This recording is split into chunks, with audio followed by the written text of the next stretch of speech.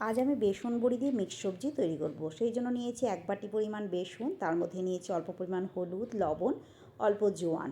ভালো করে মিশিয়ে তার মধ্যে অল্প অল্প করে জল দিয়ে আটা যেমন করে মাখে আমরা রুটি বানানোর জন্য যেমন করে মাখি ঠিক সেইভাবে মেখে নেব। আর হাতে লেগে যাচ্ছে তাই অল্প পরিমাণ তেল হাতে নিয়ে তারপর এইভাবে রোল করে নেব। রোলটা হয়ে গেলে তারপর গ্যাসের উপর একটি পাত্রের মধ্যে আমি জল গরম বসিয়ে দিয়েছি, তার মধ্যে দিয়ে দেবো 1 চামচ পরিমাণ তেল। তার মধ্যে আমি ওই রোলগুলোকে দিয়ে দেবো, তারপর 5 থেকে 6 মিনিট এইভাবে সেদ্ধ করে নেব। সেদ্ধ হয়ে গেলে জল ছড়িয়ে এগুলো তুলে নেব, তারপর চাকুর সাহায্যে এইভাবে টুকরো টুকরো করে কেটে নেব। দেখুন বড়ি আমাদের তৈরি হয়ে গেছে। এবার কিছু সবজি আমি কেটে নিয়েছি, যেমন আলু, পটল, গাজর, ফুলকপি, ক্যাপসিকাম। আপনারা চাইলে এর মধ্যে আরও অন্য কিছু অ্যাড করতে পারেন বা বাদও দিতে পারেন। এবার কড়াইতে তেল গরম করে একটা করে এইভাবে বড়িগুলো দিয়ে আমি হালকা লাল লাল করে ভেজে তুলে নেব। সমস্ত বড়িগুলো আমি ভেজে তুলে নিলাম।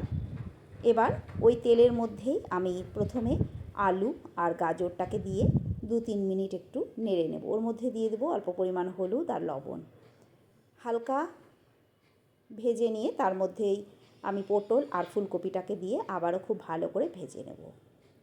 যতক্ষণ ভাজা হচ্ছে একটা মশলা তৈরি করব, সেই জন্য নিয়েছি একটি বড় সাইজের টমেটো, 4টে আদার টুকরো, 5টা কাঁচা লঙ্কা, 2 চামচ পোস্ত। এটিকে আমি পেস্ট করে নেব। এই পেস্টের মধ্যে আমি দিয়ে দেবো 1 চামচ পরিমাণ জিরের গুঁড়ো, 1/2 চামচ ধনের গুঁড়ো আর 1/2 চামচ দিয়ে দিয়েছি চানা মশলা।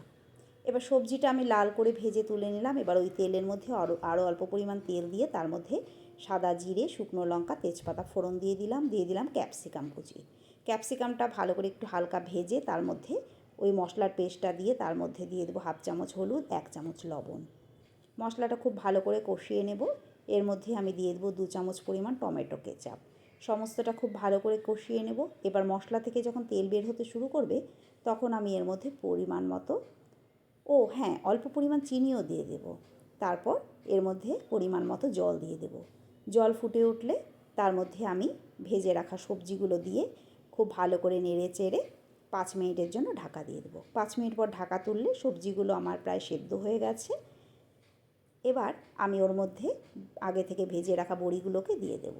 বড়িগুলোর সঙ্গে আবারও খুব ভালো করে নেড়ে চেড়ে আবারও 5-6 মিনিটের জন্য ঢাকা দিয়ে দেব। এবার ঢাকা তুলে সমস্তটা আমার সেদ্ধ হয়ে গেছে। এর মধ্যে অল্প পরিমাণ ঘি দিয়ে দেবো অল্প পরিমাণ গরম মশলার গুঁড়ো। দেখুন আমাদের বেসনের বড়ির মিক্সড সবজি একদম তৈরি।